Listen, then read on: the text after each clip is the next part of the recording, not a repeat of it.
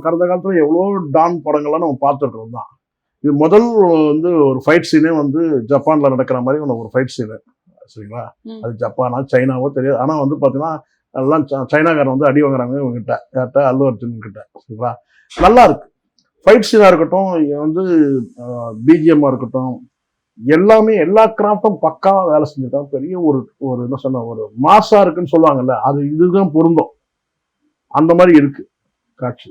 இப்ப இந்த வருஷத்துல வந்து கண்டிப்பா நிச்சயமா பெரிய படம் பெரிய அளவுல நிச்சயமா இருக்குன்னா ஆல் லாங்குவேஜ்லயும் வந்து சொல்லலாம். இப்படி ஒரு பக்கம் நம்ம பாசிட்டிவ் ஃபீட்பேக்ஸ் கொடுத்துட்டே இருந்தாலும் ஒரு பக்கத்துல இருக்கிற மக்கள் என்ன சொல்றாங்கன்னா, என்னப்பா எப்ப பார்த்தாலும் தமிழ் படத்துக்கு மட்டும் நல்லா இல்லன்றீங்க, ஆனா தெலுங்கு படத்தெல்லாம் தூக்கிட்டு வந்து சூப்பரா இருக்குன்னு ப்ரோமோட் பண்றீங்க. முதல்ல ஒரு விஷயம் நான் சொல்றேன், நீங்க கலைக்கு முன்னாடி நல்ல ஒரு படைப்புக்கு முன்னாடி நீங்க மொழியெல்லாம் பேசவே கூடாது.